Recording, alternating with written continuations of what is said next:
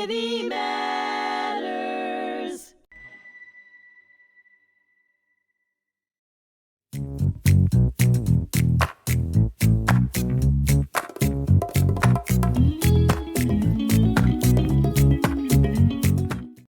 Welcome to the second episode with Michelle Ahdoot for our episodes of Influential Origins. I'm your host, Alan Mindel. And Michelle, I think now we get to the meat and potatoes episode of the story. So, you know, as someone who has been part of the Jewish community on Long Island for a long time and had these kids that had really been a very well-rounded group learning about the Holocaust, coming from this incredible Persian history, yourself being educated here and your kids going on, tell me how you got to and what was the basis for founding End Jew Hatred? Okay, so let's explain. I'm going to backtrack. Yeah. In 2021, at that point, my youngest was 11 years old, and I was ready to get back into the workforce in some way, shape, or form. I had been doing, on the side, just sort of for fun, some college essays, helping a little bit here and there with friends, thinking of doing college advising, but it wasn't necessarily fulfilling to me. And at the same time, I was very involved in Instagram, just educating friends at that point about, this is 2021 when there was also a conflict, Israel-Gaza at that point. Right. So I just started posting a lot and getting out there. So the way that things went down, let's backtrack, that a few years beforehand, I was also involved in WITZO, Women's International Zionist Organization, and we had a Long Island chapter. And at one of our events, we had a woman named Brooke Goldstein come and speak. Brooke Goldstein, who at this point is my boss, and she's incredible. And she, at that point, was the executive director and founder of the Lawfare Project. Yeah. Okay, so the Lawfare Project it's a civil rights litigation fund, pro bono work for anybody who has been a victim of anti-Semitism that needs to be fought in the courts. So there's now 5 full-time attorneys and about 200 or 250 attorneys from other firms that provide services, pro bono or reduced rate. So Brooke came and spoke at this WITZO event, and I was just wowed by her. Everything she was talking about was just on point and incredible. So fast forward to 2021, when I'm scrolling on Instagram, I saw a post that the Lawfare Project was looking to hire. And it just popped up, and it was an aha moment. Right. I saw it and I put it away. And a couple of days later, I was sitting there with one of my daughters at the kitchen table, and she was talking about college advising, saying, "Mom, picture this. You're going to be hanging out in the summertime helping kids with essays." I'm like, nah, but maybe, I'm not sure. But look at what I saw on Instagram. And as I brought it up, I saw that somebody had tagged my sister-in-law saying, "This would be great for your niece, Alex," which is my daughter, because as I told you, she's loud, proud. So I saw this, and it was just weird worlds colliding. So I called my sister-in-law. I said, "Who tagged you? Who knew what the story was?" And obviously Alex is a student, but I want this job. So fast forward, she knew somebody at the organization who put me in touch with Brooke. We had one amazing conversation, and the rest was history. So I joined Lawfare Project, which now let's get to the meat and potatoes.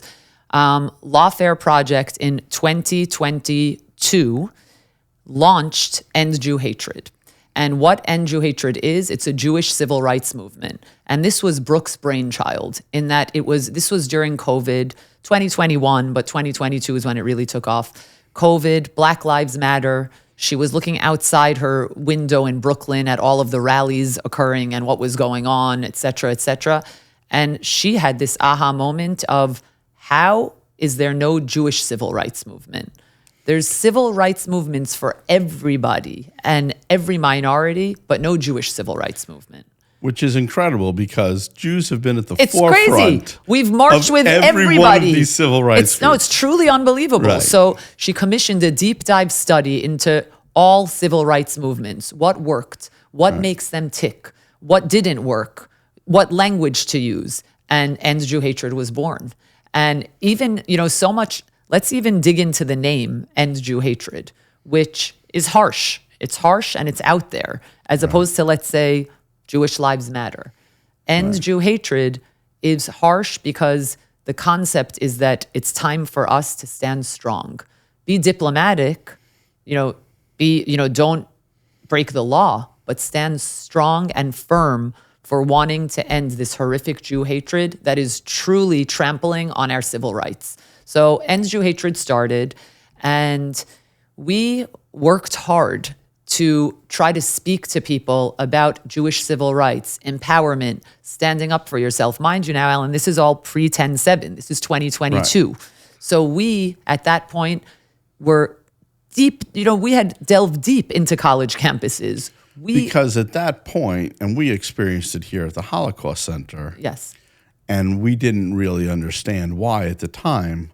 There was an explosion of anti-Semitism in America pre-10/7. That's what I'm getting at. So we were tracking this carefully. We were knee deep in CUNY and CUNY law, and Nordine Kiswani, who now people know that she's the founder of, whoever doesn't know, the founder of Within Our Lifetime Palestine, which is at the forefront of these horrific rallies all over the city and Brooklyn, and they result in so much violence, so much conduct that goes against the law. This is a very important point. This is very important. It's not about rallying against a group that's looking for the civil rights of Muslims or Palestinians. Absolutely not. Many of us have always been a part of believing, actually. 100%. But that these rallies, if you could explain some of the things that have been said at these rallies. Yes, no. So this trend, and let's not even say some of the things that have been said, because this even it goes way beyond even free speech. It's conduct that comes into play. There's physical action. Physical action. There is so much incitement to violence. But okay, so about things that are said, when people are screaming, globalize the Intifada, when people are screaming river to the sea, when people have signs for Samidun and are wearing Hamas headbands, which is, it's unbelievable that terrorist organizations are being glorified. And it's really frightening to think that people have become so brainwashed to think that this is some sort of David and Goliath moment. But we could let's go into that because when people scream to have an intifada in America, the general public doesn't understand what the intifada was in Israel. Exactly. So if people in America are familiar with something like Sparrow Pizza, right? But you know immediately what I'm referring to because in Israel, suicide bombing. There was a suicide bombing that killed tons and tons of people, and there would be suicide bombings day after day after day. And a lot of this occurred, as fate would have it, not soon after you had left your birthright tour. Right. No, absolutely. There was an attempted peace accord that Clinton had arranged, Ehud Barak had been, and had given to Yasser Arafat, had made the offer to basically give almost all of the territory from the pre-1967 borders back into full control hands of the Palestinian people. Absolutely. And whatever percentage, whatever was different, a different piece of land was given so that people were made 100% whole. This was a negotiated deal done by the Clintons. And at the 11th hour and 59th minute, Yasser Arafat said, "That's exactly it. What no deal. That's it." And there was tremendous pressure against the Palestinian Authority until they had this brilliant strategy of killing as many Israeli civilians as humanly possible in as many public places as possible. Exactly. Stores, buses. Everywhere. Listen, everywhere. I was in the summer of 2005. We were on a big family trip for my nephew's bar mitzvah. And we had taken a day trip to Netanya. We were at a shopping mall there. Right. About 10 minutes after we left the shopping mall, we heard explosions. Literally in the store that my brother had just been in, there was a suicide bombing. I mean, this is actual reality that we lived, that we saw. It's innocent people being just upended, and for what? Just for it's this hate, and to see that hate spilling onto our city streets now would be. Let's go to the beyond, next but one. Exactly. The next one is from the river to the sea. Exactly. Right? Yep. And the river they're talking about is the Jordan River. Exactly. Where much of the Palestinian Authority borders the Jordan River today. Yes. And that authority has the right to have free and fair elections, but hasn't had one in over 15 plus Correct. years. More exactly. But at the time of the Oslo Accords, they had control of that territory, right? Yep. And then at the border of where the 67 border was Israel proper. And in Israel proper, there are Jews that live there as citizens. There are Arab Muslims that live there as citizens. There are Christians that live there as citizens. And the theory of the river to the sea is that the radical groups like Hamas, Yep. they're not fighting for a nation or their own rights or their people's own right, but for a caliphate to murder every single person that doesn't follow. That's exactly the eradication of the population Absolutely. from the Jordan River all the way to the Mediterranean Sea. Absolutely. But now I'm going to actually chime in that the crazy part is not only the terminology there, but Right. the fact that so many of these students and civilians and people that are on the streets screaming this don't even know what river and what sea and what Right. they're screaming about. And the history of it, they try to rewrite it. But there's a history to this. It's just Hamas it's has wild. a charter, That's right? it, of course. And in their charter, their stated goal, right, is to create a religious state Yes, intolerant of any other group, exactly. any other racial group, any other sexual orientation, and over time to destroy Western civilization as we know it today. Right. And that's what they have said publicly that they unbelievable. want to do. And that's what these kids are cheering for it's all in the middle of Times Square. That's exactly it, in the middle of Times Square on college campuses. Oh, so now getting back to End Jew Hatred in terms of mobilization, because let's talk. So pre-10/7, as I was saying, we were following Nurdin Kiswani closely. What's going on at CUNY closely. UPenn, frankly, Eyal Yacobi, who's a very outspoken, now phenomenal, but interesting fact is that in September of 2023, pre-10/7, somebody put Eyal in touch with me because UPenn at the time was having a festival called Palestine Rights, which had a horrific lineup, whether it was Mohammed El-Kurd, et cetera. It's a horrific lineup of speakers. But mind you, Alan, this is pre-10/7. People did not know what was bubbling. We did, you did, but a lot of people... I kind of met you through that Palestinian is it? rights event. We didn't know 10/7 was coming. Right. That's what it's just wild the way that things work, Alan. We fought that with him. We helped him pen a letter to Penn.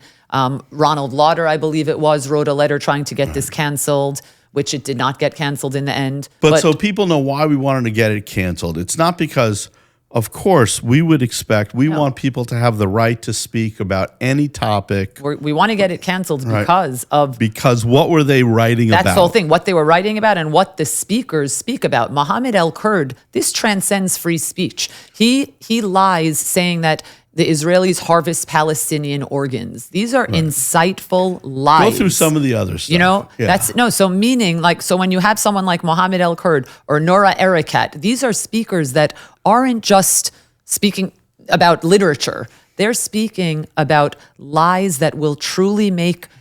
Alan, think about students. Blood libels. Exactly, blood libel. But I think that it's very important to note right now, when you have college students that are going to their university with baseline knowledge of what is going on in the world. Many college students don't need to know, nor should they know, what's going on the other side of the world, entering as a freshman in college. So when they're going with baseline knowledge, and then they go and they sit in a lecture with somebody who's spewing horrific lies, they are going to be indoctrinated. I just wanted you to go through a few of those lies so people understand what these people are saying. Okay. And that we just publicly state how ridiculous they all are. Right. No, ridiculous. Yeah. So, okay, off the top of my head, I know Mohammed El-Kurd talks about harvesting Palestinian organs. Right. Okay. In Israel, Arab Israelis have not only equal rights, but are equally part of the medical system and are actually some of the top doctors there. Exactly. And it's one of the only modern medical places in the Middle East. Ridiculous beyond belief. Exactly. No basis in anything. So Nora Erekat, horrible also, has made multiple blood libel remarks. Off the top of my head, I don't want to misquote anything, but this is all, Alan, it's the same concept of these individuals who are platform genocide, saying that's all these buzzwords: genocide, the next Holocaust, apartheid state, you name it, they're saying it, and they're poisoning minds. They're poisoning minds, and they're inciting and breeding hate for the Jewish people, and trampling, which then translates to a trampling of civil rights. They accuse a group, because we were victims of genocide, where, like, my family from Poland, at the end of the Holocaust, the end of World War II, 90% of Polish Jews were wiped off the face of the earth. The population of Muslims in Israel has quadrupled. And then they call it apartheid. It's the least successful genocide of all time, where not only has the population not gotten smaller, but grew 4 times big. They call it an apartheid state, where one of the head justices of Israel is Muslim, where one person, one vote has always been, right? But this is how it started, right? They have groups that say, Gays for Palestine, that there are actually the only people that get to ask, that are West Bank and voters in Palestinian territories, to come to Israel proper. They come to save their life, because if they don't come as someone who is gay, they will be murdered publicly in their area, right? Absolutely. It's things have been flipped upside down. Every single piece of the propaganda is something that you fight, that it's not just that you're fighting people talking. You would let them talk. You'd be happy for people to talk all day.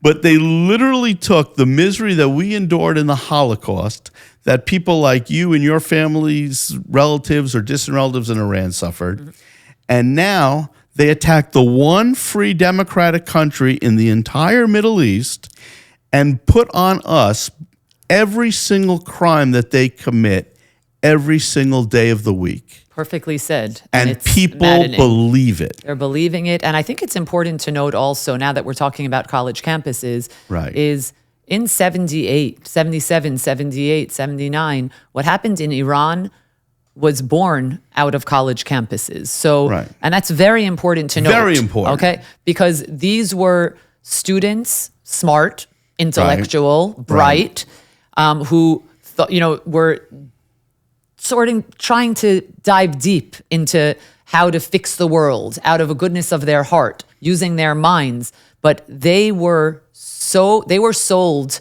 a horrific bridge that ended up disastrously falling down. And they used their energy and they poured their blood, sweat, and tears into this fight that they thought was the good fight. And that's a large part what made revolutionary Iran occur. And it's really, really crazy. And that's why I think that a lot of Iranian Jews are so seminal in this fight right now for Jewish civil rights. Because they've seen it. Because we've seen it. Exactly. And it's that same group, that same regime in Iran, that with Qatar, right? They funded the Houthis. Absolutely. They funded Hamas. Exactly. They have funded terrorist organizations, Boko Haram, all through North Africa, all through the Middle East. Radicalism around the world paid for in these schools, paying for professors in Columbia. No, it goes deep. University of Pennsylvania, Brown.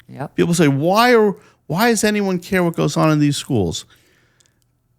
I mean, you've been on the front line. Have to. So we've been on the front line. So again, going back to CUNY law pre-10-7, we rallied outside. So let me, backtrack that what we do as a Jewish civil rights movement is multi-pronged.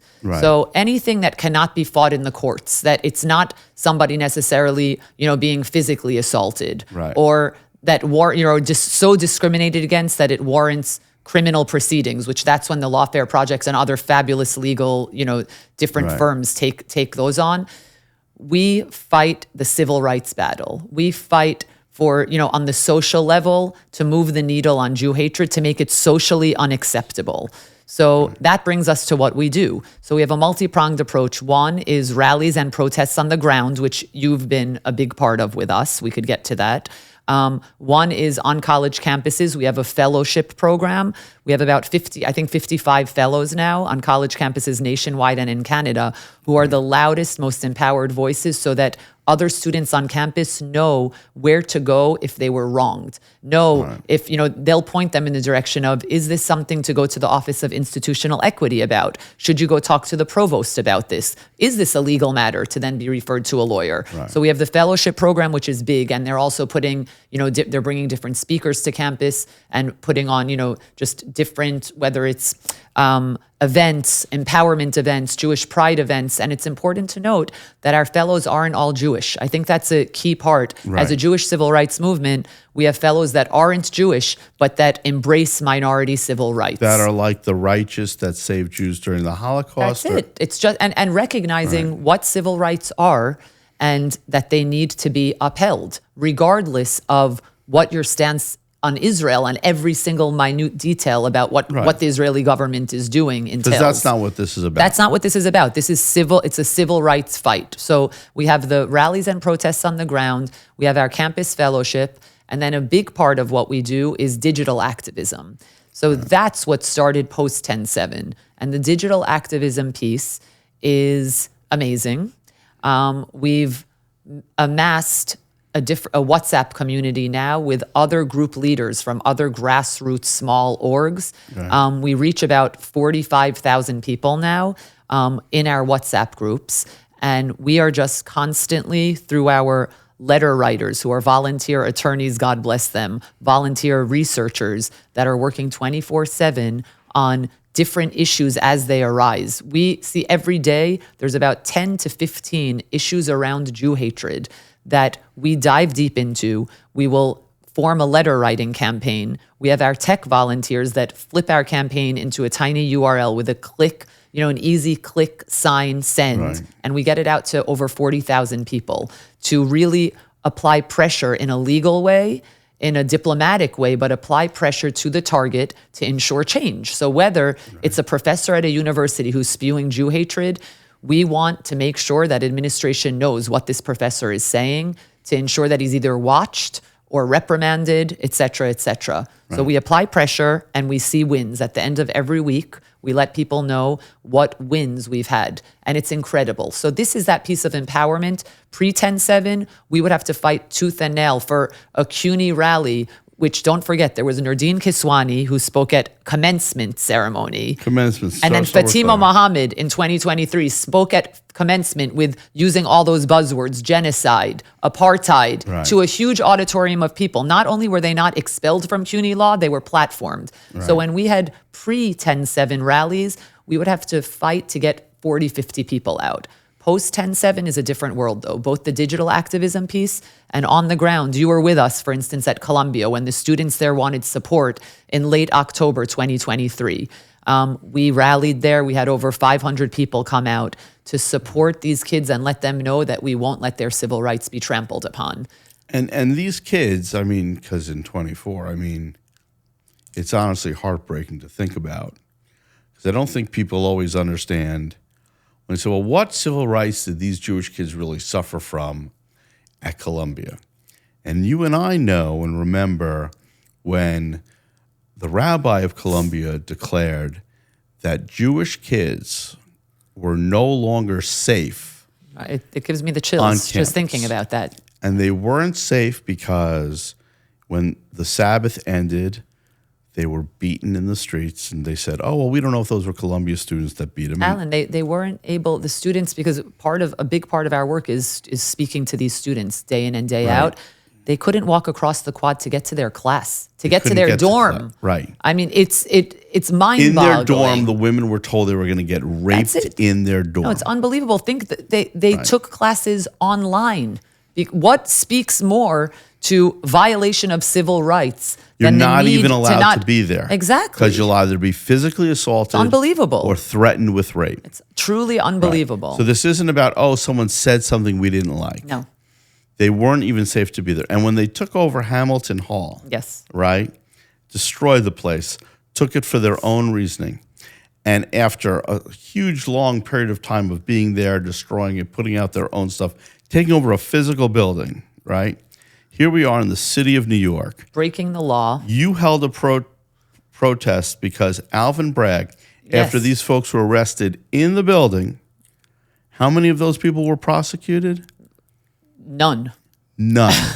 It was Not unbelievable. a single one. It was Not a single one, because they said they didn't have enough evidence of trespass when they were all arrested. all arrested, and it's all on video. And In the building. you see the windows being broken.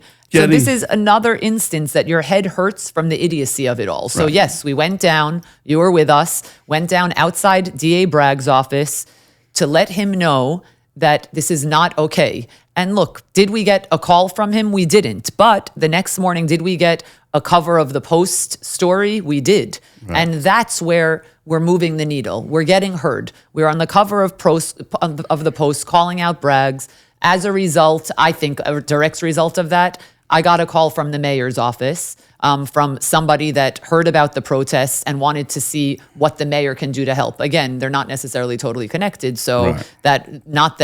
that we saw any end aha moment out of all of this. But Right. this is a perfect example of applying pressure to see change in some way. And eventually we're going to see, and we've seen, that systemic change. But I think it's a combination of social pressure on the ground, lawsuits, obviously funding now is a big issue. Right. I think all of these in coordination. And, another thing that we do, we have a lot of contacts legislatively. We're totally nonpartisan. So both Right. sides of the aisle. But for the past 2 years, almost every email we sent and all of the research we're doing as to what is happening on college campuses, copies have been going over to, back when it was Virginia Fox involved, Right. but copies have been going over to DC. We have drop boxes because we have parents from all campuses that are our key parent leaders. So we're a really intricate web Who of are all grassroots simply activism. for their kids. That's exactly what we're doing. To have the same experience like any other American kid Exactly. would have. On the point. And we're not going to stop.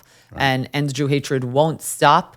Look, people sometimes say, Michelle, do you really think you're going to end Jew hatred in our lifetime? To which I say, people are always going to hate us. Right. People have hated us. We'll never understand why they, what makes them tick and what the real, sort of the root of that hatred is. I don't think we'll ever truly understand. We all have our thoughts, but I don't think we'll ever understand. But what we want to do, we want to make it socially unacceptable for them to overtly hate us, brazenly so. Right. That's Brazenly essentially lie about us. That's exactly physically it. And that's assault where we're us. going to be loud, and we're going to ensure that there are consequences for those actions. Yep. And really, there have been all these organizations that have been around forever that were supposed to do this work. And we're not going to name them, but I can tell you, as someone who here is at a Holocaust center, the only command that we have, in addition to remembering what happened to the Holocaust, is to make sure it doesn't happen again. Amen. And never again is now. And on behalf of all of us that are in this fight, I can't tell you how thankful we are to have End Jew Hatred. Thank you. And to lead it through, because without it, we're nowhere in it. No, it's a big undertaking, and of course we try to work with all organizations. Everybody has their core strengths, And the goal is the goal. and the goal is the goal. I always say, and I could end with this, but we all are in it for the same finish line. Yeah. Some of us might race on different paths, and we might be taking different routes to get to the finish line, but we're all in it for the same thing. So we have to do our best to work together in tandem, in coordination. Fun facts you might not know, but a lot of people do because I say this a lot. My last name, Ahdoot, means unity in Hebrew. So I use that a lot. And my maiden name, Oheb Shalom, love and peace. But let's focus on that unity piece. I think that's really important. Need the unity to get and we to need love it. and We peace. need to get to it, and we'll do it. Thank you so much for your time today, Michelle. Thank you. I Thanks hope for people having learn me, from Alan. it. It was our pleasure. Thank you. you.